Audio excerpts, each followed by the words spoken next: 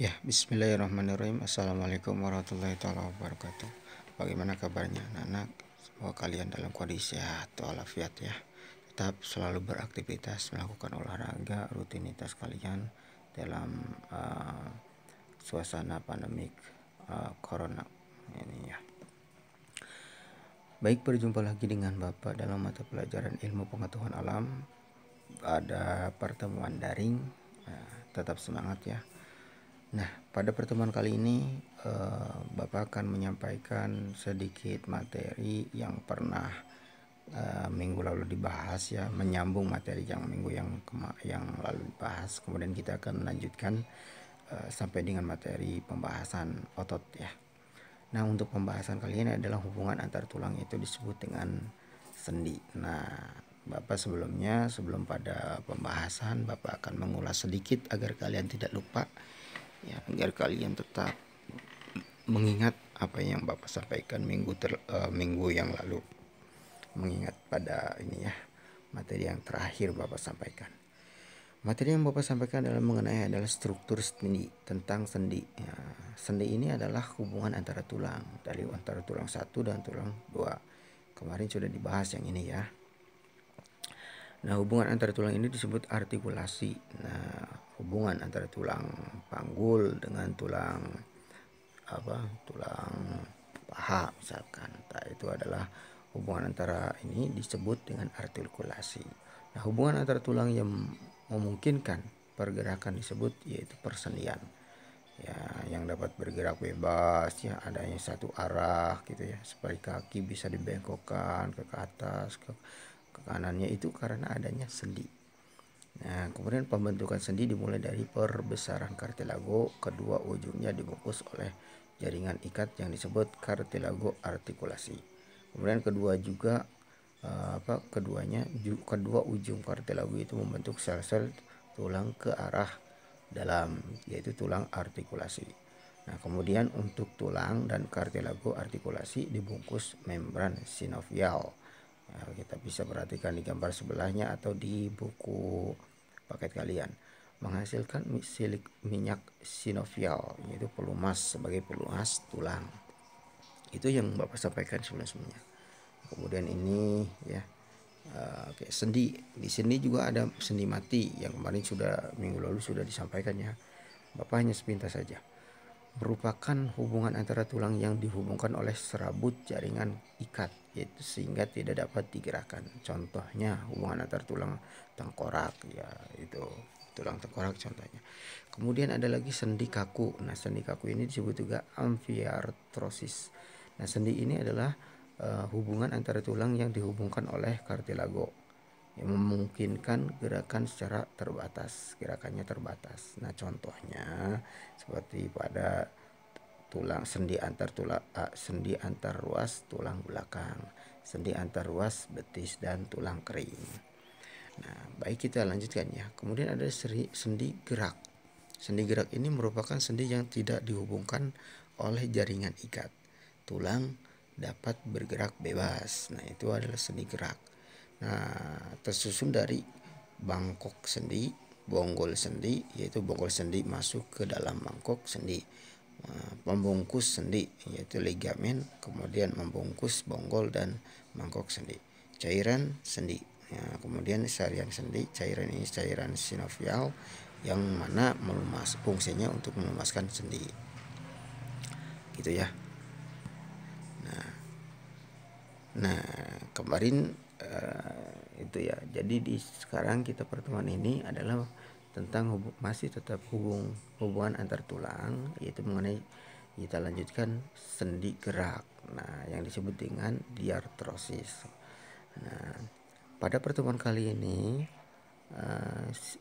tujuan pembelajarannya adalah diharapkan kalian mampu mengenal dan menyebutkan hubungan antar tulang, yaitu sendi-sendi tadi yang sudah Bapak sampaikan yang tadi, untuk mengingat kalian, baik yang pada video sebelumnya itu mengenai sendi gerak ya, sendi mati gitu ya, kemudian sampai dengan sendi-sendi yang lain yang Bapak akan sampaikan pada pertemuan kali ini, berupa dengan istilah-istilahnya, jangan lupa ya. buat oleh kalian kalau bisa untuk rangkuman untuk memperingat kalian. Nah, baik di sini adalah sendi gerak. Sendi gerak ini disebut dengan diartrosis. Nah, sendi gerak ini disebut dengan diartrosis. Kalau kita perhatikan di sini gambarnya ya, ada sendi ada 4 sendi ya, sendi putar, sendi engsel, sendi pelana, ya, kemudian sendi peluru. Nah, jadi sendi gerak ini ada 4 macam, sesuai dengan bagian-bagian tertentu. Jadi sendi gerak ya, sendi gerak ini disebut diartrosis, dan sendi gerak ini ada 4 macam. Ada 4 macam, dan 4 bagian-bagian ini berbeda-beda. Pertama sendi engsel, sendi peluru, kemudian sendi pelana, dan sendi putar. Kalau kita perhatikan di sini ya gambarnya ya. Nah, di sini lihat. Nah, sendi putar itu contohnya seperti pada tulang leher. Kalau kita diperhatikan di sini, ini tulang leher. Kenapa bisa putar, Pak? Ya karena untuk bergeraknya juga berputar bisa ya. Ke atas gini diputar gitu. Nah, jadi sendi putar ini adalah bebas sama ya, termasuk dalam kategori sendi gerak. Kemudian sendi engsel. Kenapa disebut sendi engsel? Karena searah ke arahnya. Ya, sendi engsel. Nah, seperti tadi yang ada pada tangan ya, antara tulang lengan atas dan lengan bawah itu. Di sana ada sendi yang namanya sendi engsel. Nah, ternyata sendi engsel ini juga bukan hanya di lengan saja, tapi di lutut juga. Di sini nih, di lutut ya. Di lutut juga ada sendi engsel di sini. Ya, ini tempurung ya, gitu ya. Jadi ada sendi engsel. Nah, di tangan kiri juga ada sendi engsel, di lutut juga sama. Gitu ya. Nah, kemudian untuk sendi pelana itu adanya di mana? Adanya di jari di sini nih, ruas jari di sini nih, pergelangan tangan. Ya, sendi pelana itu di pergelangan tangan gitu di sana. Kemudian untuk sendi peluru di mana? Sendi peluru itu ada di antara tulang pinggul dan tulang paha di sini nih. Kalau kita perhatikan ya. Nah, kenapa sendi peluru ini arahnya bebas ya? Nah, ini adalah disebut dengan sendi peluru. Oke, sampai di sini bisa diikuti ya. Nah, kemudian untuk selanjutnya adalah pembahasan tentang sendi yang sudah dipaparkan tadi. Sendi engsel masih tetap di sendi gerak ya. Pertama adalah sendi engsel. Nah, sendi engsel ini sendi yang salah satu tulangnya hanya dapat digerakkan ke satu arah. Ya, contohnya lutut, siku, kemudian ruas antar jari. Nah, itulah contoh dari sendi engsel. Tadi kita sudah perhatikan di pada gambar sebelumnya ya. Kalau sendi engsel itu di mana, Pak? Tuh, kita lihat ya sendi engsel. Jadi di siku itu ya, itu tulang siku. Hanya dapat digerakkan ke satu arah.